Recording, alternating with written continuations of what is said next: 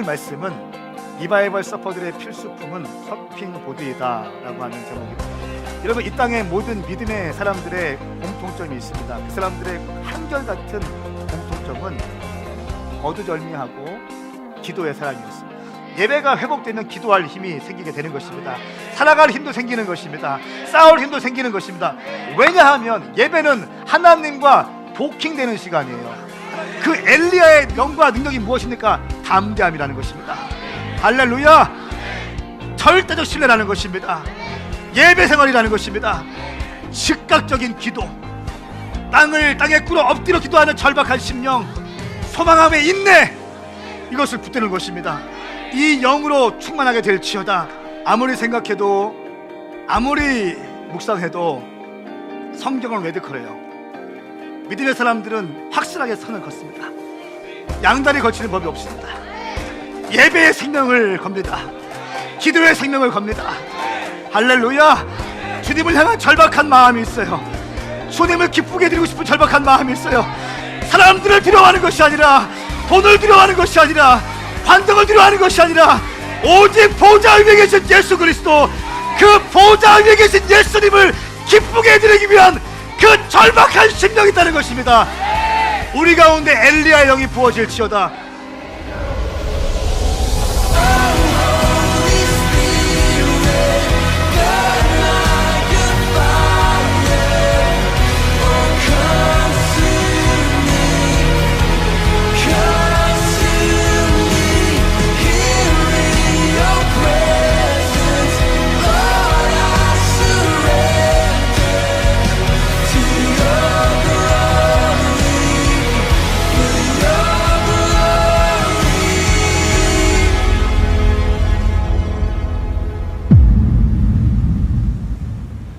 할렐루야.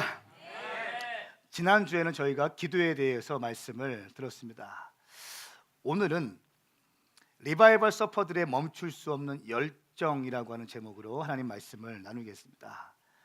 부흥의 파도를 타는 사람들은 몇 가지 공통점이 있습니다. 지난주에 말씀드린 것처럼 기도의 사람입니다. 전 세계 크고 작은 부흥의 100번이 있었는데 그 100번의 부흥을 일으켰던 사람은 다 한결같이 기도하는 사람이었습니다. 그 사람이 장로교, 그 사람이 감리교, 순복음, 오순절 이런 거에 관계없었습니다. 기도하는 사람들이 부흥의 촉매제 역할을 한다는 것입니다. 기도가 정말 중요합니다. 그리고 오늘 또 한 가지 중요한 것은 이 리바이벌 서퍼들의 멈출 수 없는 열정이 있다는 것입니다. 부흥을 일으키는 사람들, 또 부흥의 파도를 타는 사람들은 한결같이 열정적인 크리스찬이었다는 것입니다. 그냥 나이스하게 예수 믿는 것이 그 사람의 관심사는 아니었습니다. 이 사람들의 관심사는 열정적으로 주님을 어떻게 하면 더 내 주님을 따라갈 수 있을까? 어떻게 하면 그 주님의 마음을 내 마음에 느끼고 내가 어떻게 이 땅에서 살아갈 수 있을까?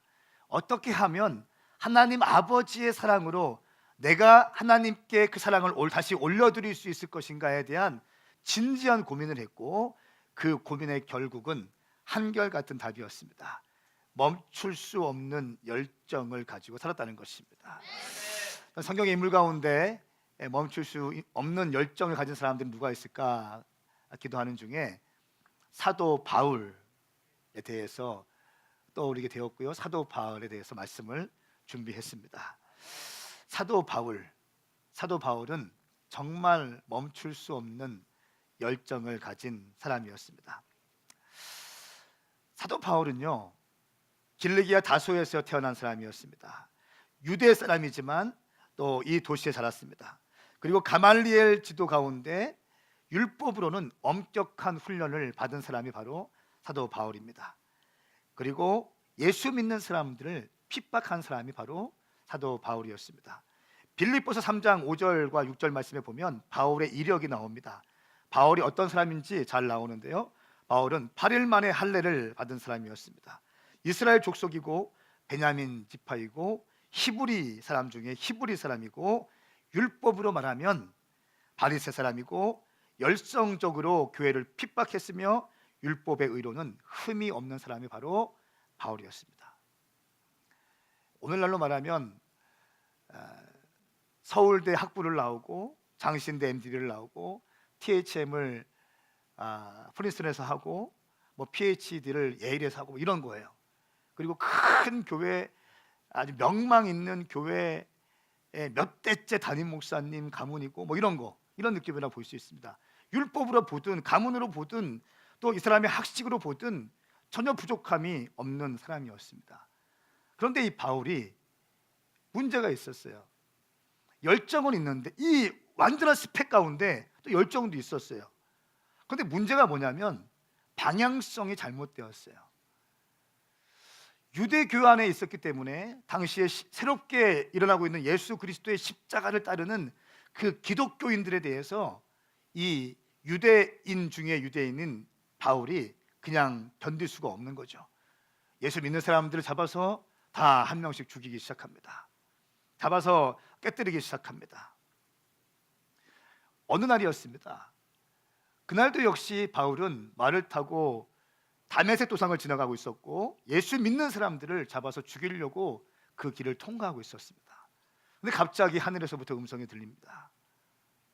사울아 사울아 네가 어찌하여 나를 핍박하느냐. 이 음성 들립니다. 다메섹 도상에서 바울이 이 음성 들었습니다. 바울이 질문하면 당신 누구십니까? 주님 말씀하십니다. 나는 네가 핍박하는 예수다. 그 한 번의 사건을 통해서 바울이 잘못된 길을 가고 있던 바울이 바른 길 가기 위해서 유턴하게 됩니다. 예수님을 믿는 사람들을 잡아 죽이던 일에 열정적으로 앞장서던 바울이 이제는 예수님의 복음을 증거하기 위해서 멈출 수 없는 열정으로 그의 삶을 드러내기 시작한다는 것입니다. 여러분, 방향이 중요할까요? 속도가 중요할까요? 방향이 중요합니다. 방향이 중요합니다. 목회도 마찬가지인 것 같아요. 어느 방향을 잡을 것인가? 하나님께서 지금 우리에게 원하시는 방향이 무엇일 것인가? 물론 다 중요합니다. 실버 사역도 중요하고 키즈 사역도 중요하고 뭐 패밀리 사역도 중요하고 다 중요합니다. 그러나 지금 하나님께서 원하시는 것이 무엇일까? 지금 중요하게 하나님께서 하이라이트 하시는 것이 무엇일까? 라고 하는 방향을 잡는 것이 너무 중요합니다. 인생도 마찬가지인 것 같아요. 어떻게 내가 살아가느냐, 열심히 달려가는 것만 중요한 것이 아니라 내가 어디를 향해서 달려가느냐. 어떤 사람은 정말 새벽부터 밤늦게까지 일합니다. 정말 새벽부터 밤늦게까지 공부합니다. 새벽부터 밤늦게까지 돈 벌기 위해서 열심히 일합니다. 예수를 믿고 있는데도 말이죠. 심지어는 주일날까지도 열심히 일합니다. 열심히 일하고 또 일하고 또 일하고 또 일하고 또 일합니다. 그리고 아이들 해외로 유학 보냅니다. 그 돈 만들기 위해서, 그 유학 자금 만들어내기 위해서 새벽부터 밤늦게까지 그렇게 일합니다. 그리고 어느덧 부부 관계는 왠지 모르게 뒤틀려지기 시작하고 어려움에 빠지는 사람들을 본 적이 참 많이 있습니다. 열정은 있는데 무엇이 중요한지 방향을 잘못 잡았다는 거예요. 인생도 마찬가지고 예수 믿는 것도 마찬가지입니다. 근데 바울이 그 다메섹 사건을 통해서 다시 방향을 수정하게 됩니다.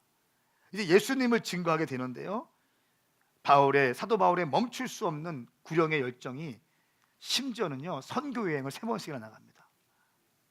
1차, 2차, 3차 3번씩이나 나갑니다. 우리 빌립보서 3장 14절 말씀 같이 한번 읽겠습니다. 시작. 그리스도 예수 안에서 하나님께서 위에서 부르신 그 부르심의 상을 위해 표대를 향해서 쫓아갑니다. 아멘. 부르심의 상을 위해서 표대를 향해서 쫓아가기 시작하는데요. 무섭게 달려갑니다. 뭐 타협의 여지가 그 사람한테는 없습니다. 뭐 지혜라고 하는 이름으로 뭐 타협을 하고 전략이라고 하는 이름으로 타협하고 이런 것을 찾아볼 수 없습니다. 그냥 말씀하시면 가는 거예요. 그냥 말씀하시면 움직이기 시작하는 거예요. 바울이 제1차 선교 여행을 떠나게 됩니다. 최초의 이방인 교회인 수리아 안디옥 교회에 에서부터 시작합니다. 이 1차 선교 여행의 특징이 뭔지 아세요? 그 안디옥 교회의 담임 목사님과 부목사님인 바나바와 바울을 파송합니다. 1차 선교 여행 때는요, 바나바가 더 권위가 있었어요. 왜냐하면 바울은 예수 믿는 사람들을 하도 잡아 죽였기 때문에 기독교 공동체가 그 사람을 인정하지 못했어요. 그렇게 무섭게 예수 믿는 사람들을 핍박하던 사람이 어떻게 우리가 그걸 확인할 수 있죠? 그때마다 바나바가 바울을 데리고 다니면 사람들을 설득시켰어요. 아니라고, 이제 변했다고, 바뀌었다고 하면서 바울을 설득합니다. 1차 선교까지는 바나바가 권위가 있었어요. 최초의 선교를 시작하게 됩니다. 이방인 교회인 수리아 안디옥 교회가 선교사로 파송하는 것입니다. 이때 기간이 AD 47년부터 49년까지 약 2년 동안 선교가 진행됐습니다. 그리고 그 선교했던 거리를 보니까 2240km예요. 2년 동안 2240km를 다니면서 복음을 증거합니다. 그리고 이 안디옥 교회에 파송한 이 선교사들에 의해서 이제 이방 헬레인 유대인 평신도 공동체 구브로와 구레네 등의 헬라계 유대인 평신도들에 의해서 교회가 세워지게 됩니다. 그리고요, 다시 돌아와서 수리아 안디옥에 다시 와서 이제는 바나바가 주축이 되어서 새로운 그 미션 파트너 실라를 이제 일으켜서 실라와 바울과 함께 2차 선교 여행을 떠납니다. 2차 선교 여행 때 빌립보 지역에 가서 그 귀신 들려 점치는 여자아이를 축사시킵니다. 그런데 그 일 때문에 감옥에 들어가게 돼요. 또 그 일 때문에 감옥 문이 열리게 되고 그 집 간수가 주님을 영접하게 됩니다. 이게 2차 때 있었습니다. 이 2차 선교 여행을 통해서 전 유럽 지역 가운데 복음이 들어가게 됩니다. 이 바울 대단한 사람입니다. 그리고 기간이 AD 49년에서 52년까지 3년에 걸쳐서 장장 약 5,600km의 거리를 다니면서 복음을 증거합니다. 5,600km. 그때 KTX가 있었을까요? 아니에요. 말 있었어요. 말이나 낙타 뭐 이런 거 타고 다녔을 겁니다. 분명히 5,600km를 3년 동안 유럽 구석구석을 다니면서 복음을 증거하게 됩니다. 안디옥에서 루스드라 출발하게 되고 바울이 디모데를 이제 복음 사역에 리크루트하게 됩니다. 그리고 드로아에 가서 환상을 보게 됩니다. 또 데가볼리에서는 누가와 바울이 합류하게 됩니다. 빌립보에서는 바울이 투옥되게 되지만 다시 나오게 됩니다. 이런 어마어마한 일들이 있게 돼요. 아테네에 가서는 또 아레오바고 사람들과 논쟁하면서 예수님의 능력을 드러내기 시작합니다. 유럽 전역에 다니면서 복음을 증거하게 됩니다. 3년이라는 시간 동안 5,600km 다닙니다. 그리고 더 놀라운 건 3차 선교 여행 어떻게 한 줄 아십니까? 2차 선교 여행 갔다 온 다음에 불과 한 3, 4개월도 채 지나지 않은 상태에서 3차 선교 여행을 떠나기 시작합니다. 그때 바울의 나이가 50대, 약 52세라고 추정합니다. 52세쯤 됐으면 열심히 선교하고 왔으면 좀 이제 자기 사역하고 자기 미니스트리하고 자기 교회 세우면 되는데 또 3차 선교 여행 나갑니다. 바울의 열정을 누구도 막을 수 없는 거죠. 어떠한 것도 바울의 열정을 멈추게 할 수 없는 거죠. 그리고 이 3차 선교 여행 때 약 50 AD 53년부터 시작되는데요. 52세 나가고 약 5년에 걸쳐서 5,600km의 거리를 또 다니면서 복음을 증거합니다.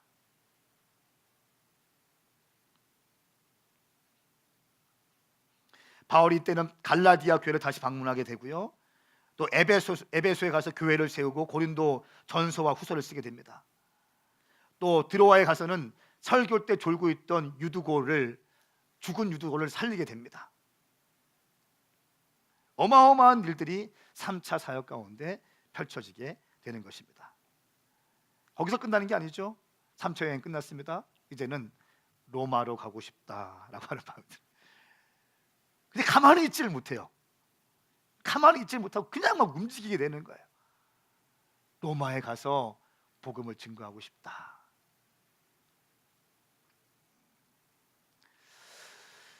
온갖 고통을 당하면서도 자기 목숨을 조금도 귀한 것으로 여기지 않고 복음을 전하는 일에 바울은 전생애를 마쳤습니다. 그리고 그토록 원하던 로마 복음 전도를 위해서 예루살렘에서 유대인에게 잡혀서 로마로 압송됩니다. 그리고 그 로마에 도착하자 죄수의 몸인 대로 사람들이 이제 오기 시작합니다. 그때는 가택연금 상태였어요. 그래서 사람들이 방문할 수 있었어요. 바울은 못 나가지만 그때 2년이라는 시간 동안 사람들에게 오는 사람들마다 또 복음을 증거하기 시작하는 거예요. 가만히 있지 않는 거예요. 자기 힘들다고 얘기하지 않는 거예요. 복음에 미쳐 있는 거예요. 복음에 미쳐 살고 있는 것입니다. 그리고 네로 황제가 기독교를 박해하던 주 64년에서 67년 이 사이에 바울은 참수형을 당합니다. 참수형을 당하는데 놀라운 기록이 있는데 바울의 목이 참수를 당해서 땅에 3번 쿵쿵쿵 쳤대요. 목이 떨어져서. 근데 목이 떨어져서 쿵쿵쿵 뛸 때마다 이 바울이 목이 떨어진 장소에서 샘물이 솟아나오기 시작했대요. 샘물이 3군데가 터져 있다는 것입니다. 그리고 그 교회에 바울의 순교 교회가 생기게 되는 것입니다. 1차부터 3차에 이르기까지 전도 기간은 가만히 따져보니까 공백 기간과 또 로마에까지 가는 기간 다 하면 약 12년이라고 합니다. 바울이 예수 믿은 것은 약 33년 동안 예수 믿었다고 합니다. 그가 순교하기 전 다메섹에서 주님 만나서 순교하기까지의 기간이 약 33년인데 이 기간 중에 12년 동안을 선교 여행하며 다닌다는 거예요. 복음을 들고 다닌다는 것입니다. 그리고 약 이 전체 인생 가운데 2만 킬로미터 정도의 거리를 거닐면서 예수 그리스도의 복음을 증거합니다. 그럴 때 아무도 바울을 환영해 주는 것이 없었죠. 동족의 위험이 있었죠. 강의 위험이 있었죠. 바다의 위험이 있었고 배고팠고 추위와 싸웠고 바다와 싸웠습니다. 3번 태장으로 맞았습니다. 죽을 돌 맞았습니다. 죽을 뻔한 적이 한두 번이 아니었습니다. 이쯤 되면 좀 쉬고 가면 되는데 또 몸을 정비해서 또 나가기 시작하는 겁니다. 끊임없이 나가기 시작하는 겁니다. 약 2만 킬로미터 험난한 대장정의 삶을 살기 시작합니다. 그러나 바울이 죽음에 이르기까지 뿌려놓은 복음의 씨로 말미암아 주 300년경에 콘스탄틴 대제가 기독교를 로마의 국교로 이제 인정하기 시작합니다. 그러면서 바울의 죽음은 헛되지 않게 되고 유럽과 전 세계에 복음이 들어갈 수 있는 어떠한 플랫폼을 만들어 놓는 놀라운 사역을 감당하게 되는 것입니다. 이런 바울이 이렇게 고백합니다. 빌립보서 1장 20절 21절 말씀에 내가 간절히 기대하고 소망하는 것은 내가 어떤 일에도 부끄러워하지 않고 항상 그랬듯이 지금도 담대하게 원하는 것은 살든지 죽든지 내 몸을 통해서 그리스도가 위대하게 되시는 것입니다. 할렐루야. 내가 살든지 내가 죽든지 그리스도가 위대하게 되는 거예요. 여러분, 사도 바울은 왜 이처럼 열정적인 삶을 살았을까요? 무엇이 이 사도 바울의 이 엔진을 강하게 움직이게 해서 멈출 수 없는 열정으로 도시마다 국가마다 휩쓸고 다니게 했을까요? 무엇이 이 바울의 엔진이었을까요? 바울은 과연 우리가 똑같은 사람인데, 여러분 바울 신 아닙니다. 바울을 경배하지 마세요. 바울을 존경하세요. 바울 존경하면 바울을 믿으면 큰일 나는 겁니다. 난 바울을 믿지 않아요. 바울 인간이에요. 난 베드로를 믿지 않아요. 베드로 인간이에요. 저는 그러나 바울 정말 위대한 성인이고 하나님의 사람이지만 감히 저는 꿈꿔요. 주님, 제가 바울을 능가하는 하나님의 사람이 되게 해주십시오. 그냥 꿈을 꾼다는 거예요. 저의 기준은 그거라는 거예요. 주님, 사도 바울, 주님, 베드로의 믿음, 물 위를 걸었던 베드로, 이 베드로의 믿음을 뛰어넘는 믿음이 제 가운데 있기 원합니다. 초대교회에 하나님의 그 복음이 유통되기 위해서 플랫폼을 만들었던 이 위대한 사도들의 믿음, 이 믿음이 뛰어넘는 믿음이 제 가운데도 있기 원합니다. 그리하여 다시 오실 예수 그리스도의 복음을, 다시 오실 예수님의 길을 예비할 수 있는 엘리야의 심령이 내 가운데 부어지게 하셔서, 초대교회보다 어쩌면 더 중요한 것이 마지막 때 교회인데, 주의 다시 오심을 준비하는 교회인 것인데, 그럭저럭 준비하는 것이 아니라 사도 바울의 믿음을 내게도 주시고, 베드로의 믿음을 내게도 주시고, 스데반의 믿음을 내게도 주시고, 우리 오메가 교회는 초대교회와 안디옥 교회와 예루살렘 교회를 뛰어넘는 믿음이 우리 오메가 교회 가운데 일어나기 원합니다. 주님, 여러분, 이것은 교만이 아니라 우리의 갈망이라는 것이에요. 우리는 주님을 믿습니다. 우리의 경배 대상은 예수 그리스도 한 분이세요. 저는 그거에 대한 믿음이 확신이 있습니다. 사도 바울도 사람이고 모세도 사람이고 아브라함도 사람이라는 것이에요. 우리 주님께서 원하시는 것이 뭔지 아십니까? 여러분들이 바울의 믿음을 뛰어넘는 거예요. 아멘. 이게 우리 주님의 갈망이에요. 언제까지 바울입니까? 언제까지 베드로입니까? 너무 위대한 하나님의 사람들이. 그러나 우리 주님께서 갈망하시는 것은 사도 바울 때로 끝나는 것이 아니라 이 믿음이 계속 유통되어서 21세기 포스트 모던 시대 마지막 때 준비하고 있는, 이 마지막 때를 준비하고 있는 다음 세대와 청년들까지 복음이 유통되고 그 영성이 흘러가는 것, 우리 주님께서 원하시는 걸 저는 믿습니다. 그런 거예요. 그렇기 때문에 우리 교회의 롤 모델은 초대교회입니다. 옆에 있는 큰 교회들이 아니에요. 어떤 편안한 교회가 아니에요. 좋은 시스템을 만들어 놓은 교회가 아니라는 것이에요. 사도 바울이 열정적인 삶을 살았던 이유는 하늘 소망이 있었습니다. 그리고 의의 면류관을 받을 거라는 기대감이 있었어요. 내가 한 것에 대해서 주님은 갚아주신다는 거예요.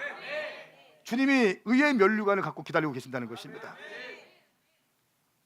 디모데후서 4장 3절 8절 말씀에 5절 말씀에 이렇게 말씀합니다. 그러나 그대는 모든 일에 정신을 차리고 고난을 받으며 전도자의 일을 하며 그대의 임무를 다하여라. 이 마지막 자기의 영적인 아들 디모데에게 유언처럼 한 메시지예요. 이미 부어드린 너는 고난을 받으며 전도자의 일을 하며 그대의 임무를 다하여라. 고난을 받아야 돼. 고난 피하려고 하지 마라. 모든 일에 정신을 차리고 해라. 조금 뚫어냈다고 건방 떨지 말고, 교만하지 말고, 거품 위에 올라가지 말고 정신을 차려야 된다. 그리고 고난 받는 거 두려워하지 말아야 된다. 예수님도 십자가 위에서 십자가 위에서 죽어주셨다. 예수 그리스도의 복음을 증거하기 위해서 고난 받는 거 당연한 것이다 말씀하고 있는 것입니다. 전도자의 일을 하며 그대의 임무를 다하여라. 그러면서 고백하는 것이, 나는 이미 부어드리는 제물과 같이 제물로 드려졌고 세상을 떠날 때가 되었다. 보세요.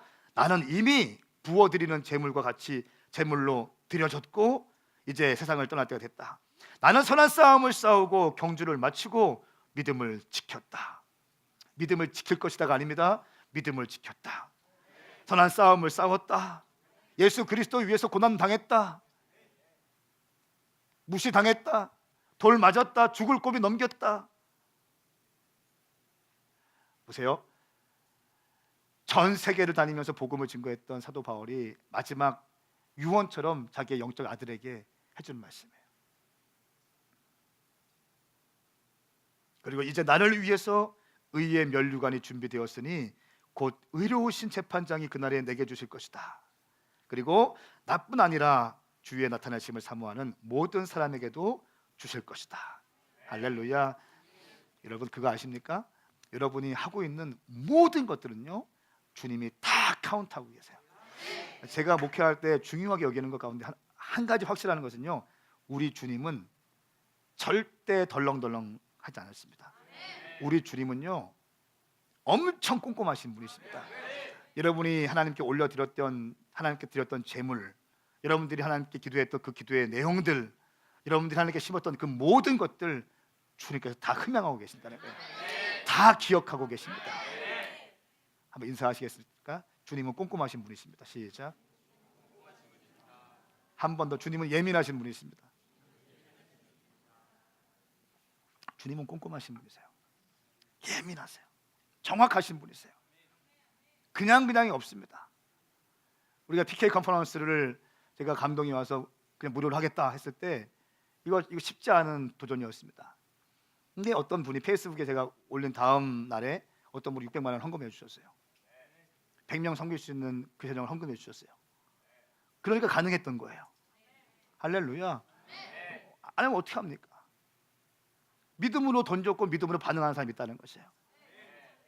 여러분, 지난 그 수요일부터 토요일까지 소년을 캠프가 있었습니다. 금요일 날 제가 집에서 자고 들어가는데 문자가 경보가 울리더라고요. 사이렌이 울리더라고요. 받으셨어요, 사이렌? 긴급 뭐 이렇게 뭐죠? 재난 알림 해가지고 폭염이라고, 외출 삼가하라고. 소년원에 가봤어요. 에어컨이 안 나와요. 거기에 120, 30명의 사람들이 꽉 차 있는데 한번 생각을 해보시라는 거예요. 토요일까지. 그런데도 어느 하나 얼굴 찌푸리지 않고 감사, 기쁨으로 섬기고, 얼마나 그곳 가운데 은혜가 있었는지 모르겠습니다. 여러분, 주님은 꼼꼼하신 분이십니다. 여러분들이 섬기는 모든 섬김들 다 기억하실 것입니다. 여러분들의 신음소리를 주님 다 기억하실 것입니다. 할렐루야. 그리고 의의 면류관을 준비하실 것입니다. 제가 헌금에 대해서 지난주와 이번 주에 호명하지 않습니다. 당분간 이렇게 할 것입니다. 하나님께 특별한 마음을 주셨어요. 하나님께 예물 드리는데 꼭 호명을 해야지, 자기 이름을 드려야지 하는 것이 아니라 재정은 하나님께 올려드린 거기 때문에 하나님에 대한 신뢰함으로 올려드리는 것, 이런 거 우리 교회 가운데 훈련하고 싶은 거예요. 할렐루야. 네, 목회적인 의도가 있는 겁니다. 그냥 하는 거 아닙니다. 뭔가 다음 단계로 나가기 위해서, 뭔가 다음 수준으로 올라가기 위해서. 할렐루야. 여러분, 기억하셔야 됩니다. 하나님은 꼼꼼하신 분이시라는 거예요. 우리 주님은 꼼꼼하신 분이세요. 섬세하신 분이십니다. 여러분들의 신음, 여러분들의 기도, 헌신, 충성, 봉사, 재정 드리는 거 주님은 다 기억하고 계십니다. 하늘 창고에 다 쌓일 것입니다. 할렐루야. 바울이 이거를 알았기 때문에 자기의 삶을 드릴 수 있는 거예요. 바울은 알았어요. 그러니까 보는 사람이 가는 거예요. 듣는 사람이 움직이는 거예요. 보지 못하면 가지 못하는 거예요. 듣지 못하면 가지 못하는 거예요. 바울에게는 보였다는 거예요. 바울 동시대에 사는 사람들 가운데 얼마나 많은 사람들이 살았겠습니까?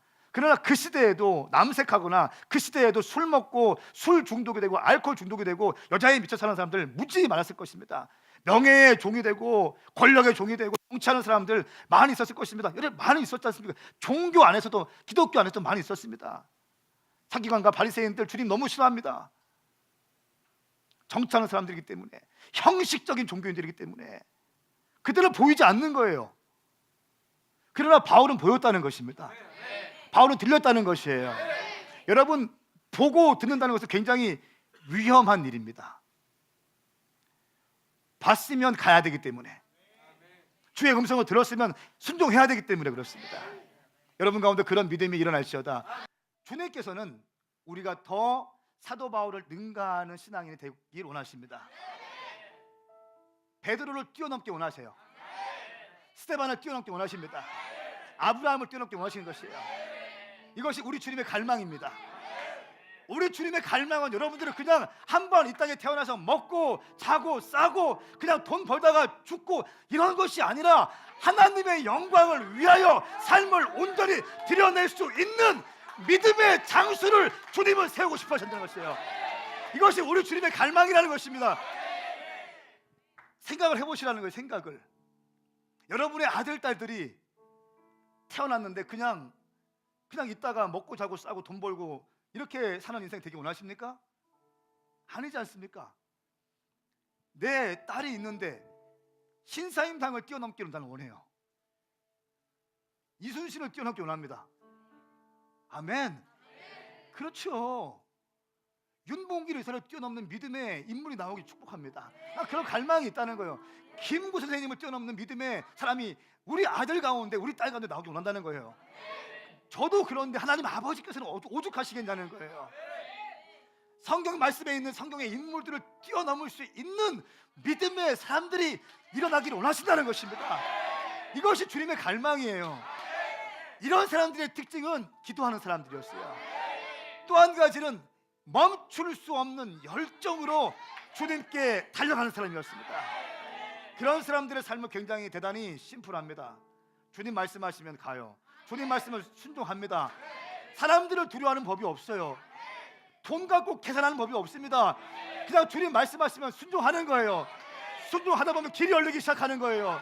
이 앞길이 너무 두려운 길이었고 가시밭 길이었고 절벽 길이었고 돌짝밭이었는데 주님 말씀하셨어요. 주님이 감동 주셨어요. 그러면 그 길을 그냥 한 발자국 내딛기 시작하면 길이 열리기 시작하는 거예요. 또 길이 열리기 시작하는 거예요. 또 길이 열리기 시작하는 거예요. 그리고 뒤로 돌아보니까 그 가시밭 길이었고 자갈밭 길이었고 험한 절벽 길이었는데 뒤로 돌아보니까 어느 순간 보니까 아름다운 꽃길로 바뀌어 있는 거예요. 간증의 길로 바뀌어 있는 것입니다. 우리 주님은 이런 것을 원하시는 것이에요. 여러분, 이 한국교회의 가장 위대한 가장 큰 적은 무엇인지 아십니까? 휴머니즘이에요.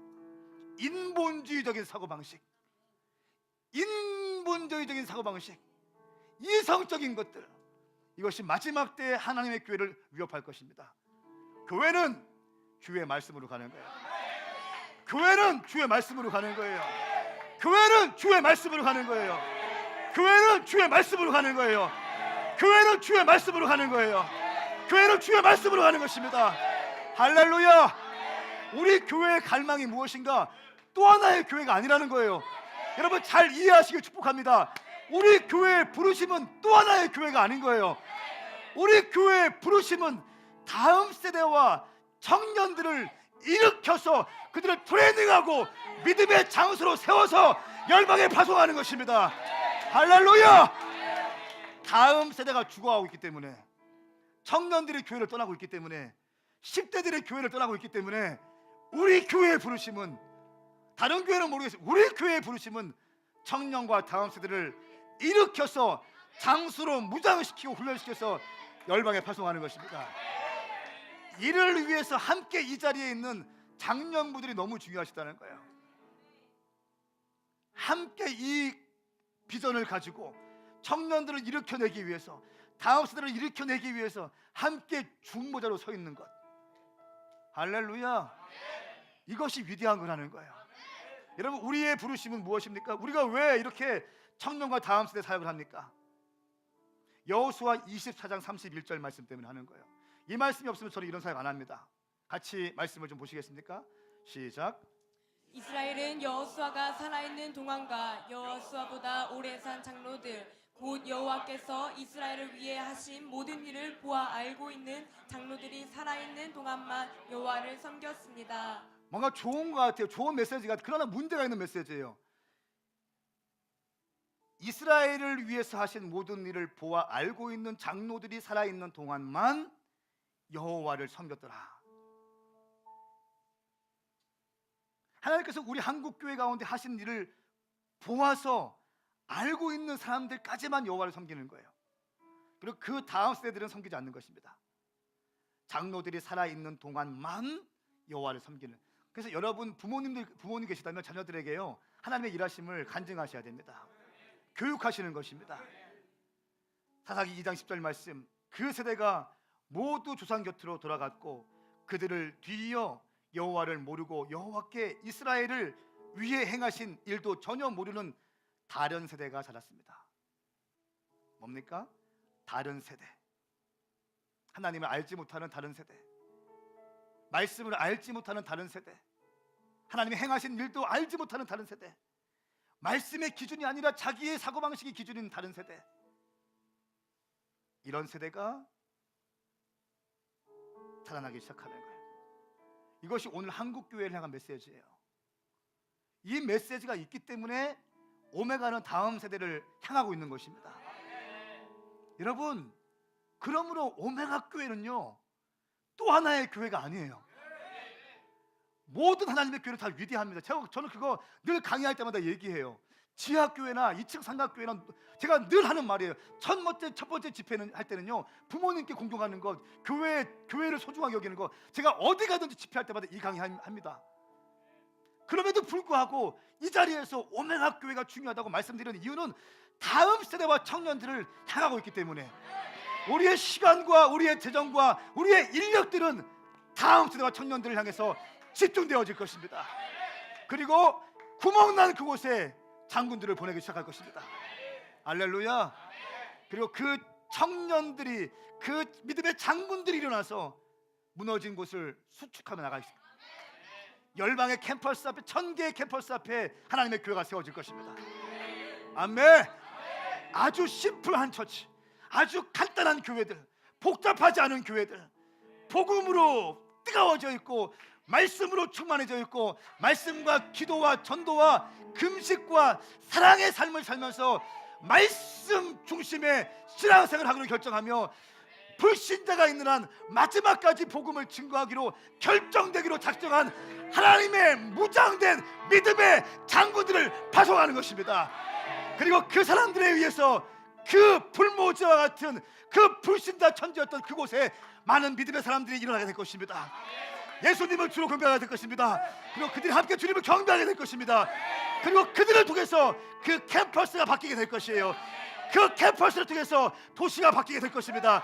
그 도시를 통해서 국가에 놀라운 변화가 있을 것입니다. 저희가 꿈꾸는 것은 이거예요.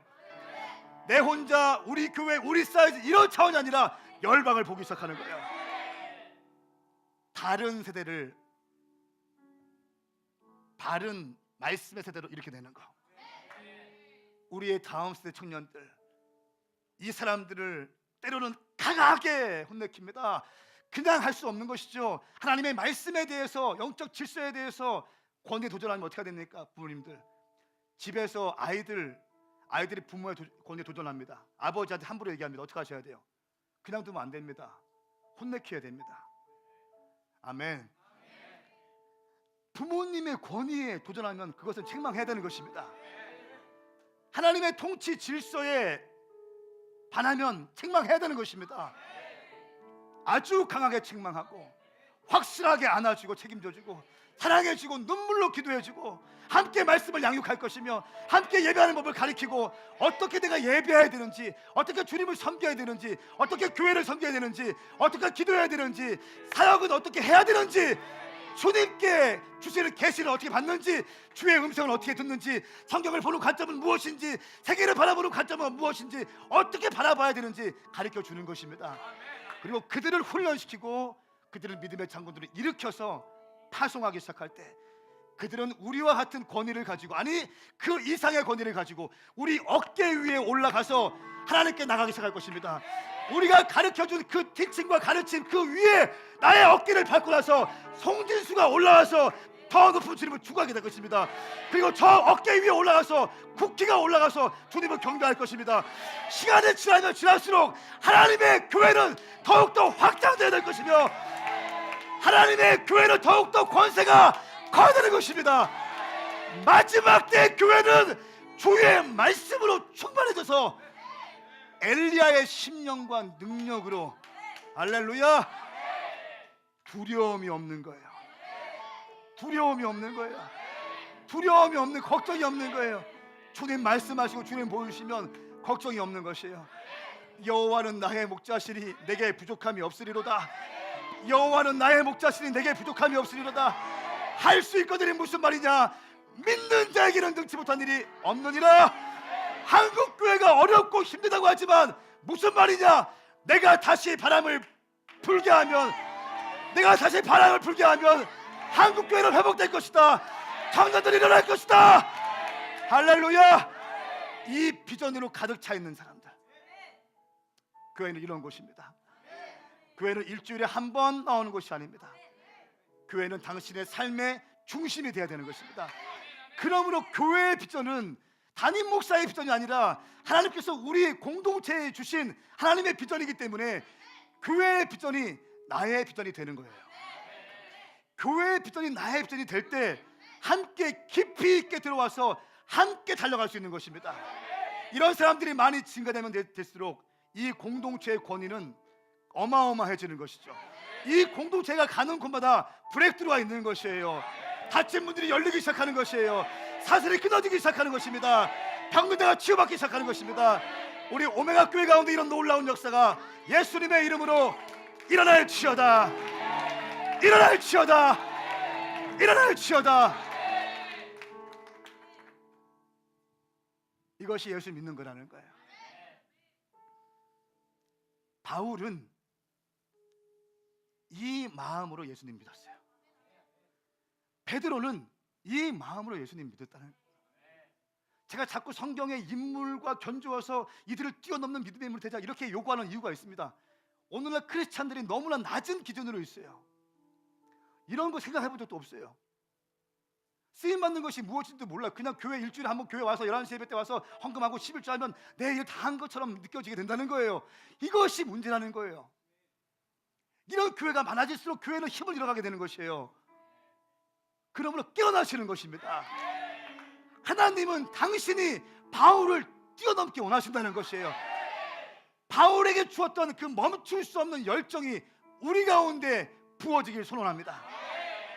우리 가운데 만약에 바울이 한 명이 이곳에 일어난다면요, 충남대와 카이스트와 한밭대와 모곤대와 침신대는 바뀌었을 거예요. 할렐루야. 우리 가운데 이런 믿음이 일어나기 원합니다. 한 가지만 간증하고 마치겠습니다. 지난번에도 간증했던 LA 은혜하늘교회 김광신 목사님, 이번 2018년도 아버지의 축복성에 우리 오메가교회 5주년 예배 때 모시고자 하는 강사님 중에 1순위입니다. 1980년대에 교회에 개척되었습니다. 그리고 그분은 40대 때 교회를 개척했어요. 비즈니스 하시던 분이 주님 만났기 때문에 비즈니스 다 내려놓고 하나님의 음성 듣고 영적인 멘토를 받으면서 교회를 개척했어요. 그런데 그분이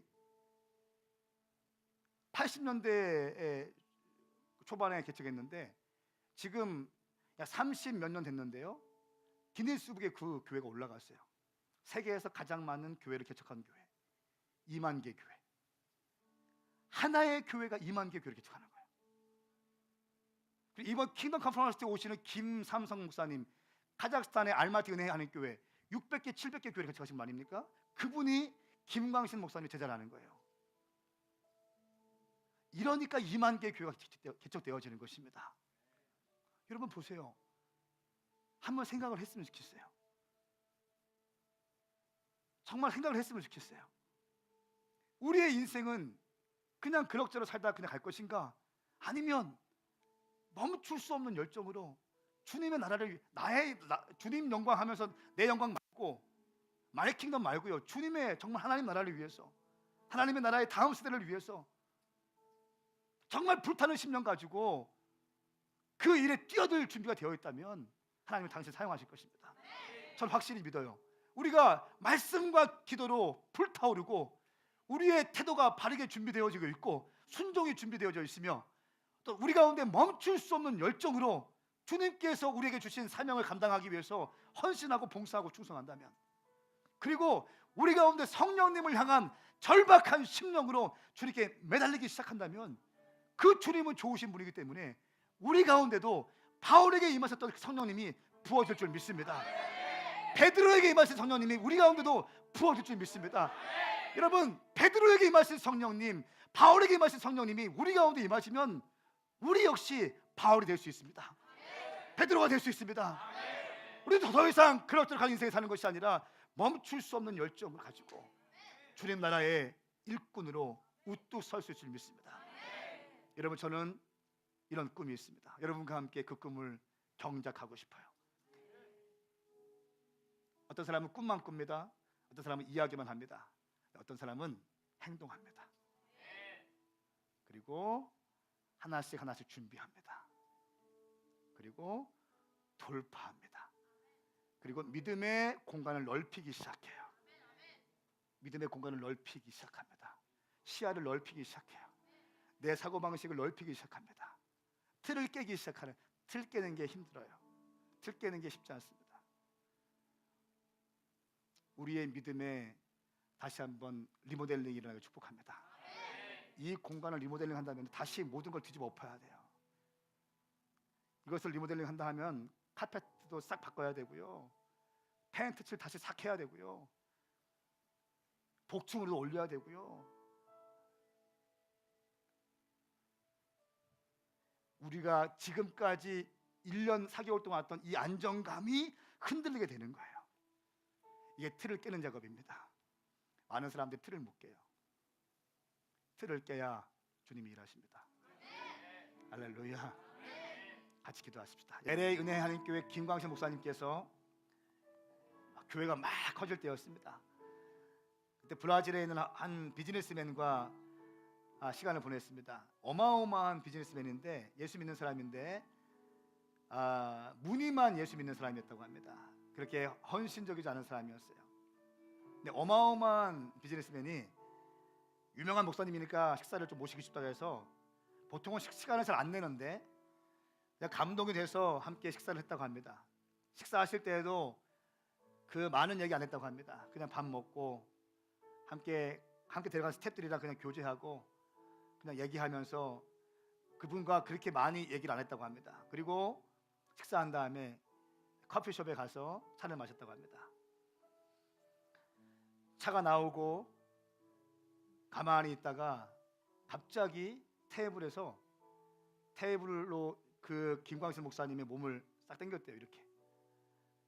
그러면서 눈을 지극히 바라보시면서 한 말씀 하셨대요. 당신 시간 더 가기 전에 헌신하십시오. 시간 더 가기 전에 헌신하십시오. 시간 더 가기 전에 헌신하십시오. 이 한마디의 그 억만장자가 자기의 모든 사업을 정리하고 완전한 헌신자가 되어서 하나님의 교회를 세우는, 할렐루야. 여러분, 시간 더 가기 전에 헌신하십시오. 청년들아, 너의 청년의 때 인생에 한 번뿐이다. 한 번뿐인 청년의 때에 우리의 영원한 왕이신 예수 그리스도를 위하여 온전히 삶을 드려야 한다. 이것은 아무리 생각하고 아무리 묵상하고 아무리 따져봐도 이것처럼 확실한 투자는 없을 것이다. 한 번뿐인 인생 가운데 완전히 주님께 산 제물 되어드리는 것이야. 완전히 주님께 올려드리는 것이에요. 완전히 주님께 번대로 올려드리는 것입니다. 완전히 태워드리는 것이에요. 30대가 지나기 전에, 40대가 지나기 전에, 더 시간 가기 전에 주님께 헌신하십시오. 너의 육신이 쇠하기 전에, 너의 젊음이 쇠하기 전에 만왕의 왕이시며 이 땅을 창조하시고 우리 위하여 십자가에서 생명으로 핏값으로 우리를 주신 예수 그리스도를 위하여 삶을 드리는 것만큼 가장 위대한 것은 없습니다. 무엇 때문에 망설이고 있습니까? 당신은 왜 돈 때문에 묶여 있습니까? 당신은 왜 썩어질 것 때문에 묶여 있습니까? 영원한 것에 생명을 거셔야 합니다. 아멘인가요? 아멘인가요? 그것이 하나님께서 우리에게 하신 것입니다. 요한복음 9장 4절 말씀에 우리는 낮 동안에 나를 보내신 분의 일을 해야 한다. 밤이 오면 그때에는 아무도 일을 할 수 없다. 낮 동안에 일을 해야 된다. 밤이 되면 아무리 해도 일을 할 수 없다. 우리에게 일할 때는 정해졌다는 것입니다. 우리가 주님을 위해서 주의 교회를 위해서 헌신하고 봉사하고 충성할 수 있는 시간은 정해져 있는 것입니다. 시간이 있을 때 헌신하십시오. 밤이 오면 아무 일도 할 수 없다고 말합니다. 이 시간 기도하실 때 주님, 내가 내 삶을 더 이상 낭비하지 않겠습니다. 허비하지 않겠습니다. 멈출 수 없는 열정으로 주의 영광을 위해 살게 하여 주시옵소서. 우리 시간 주의 이름 세번 부르고 기도합니다. 주여!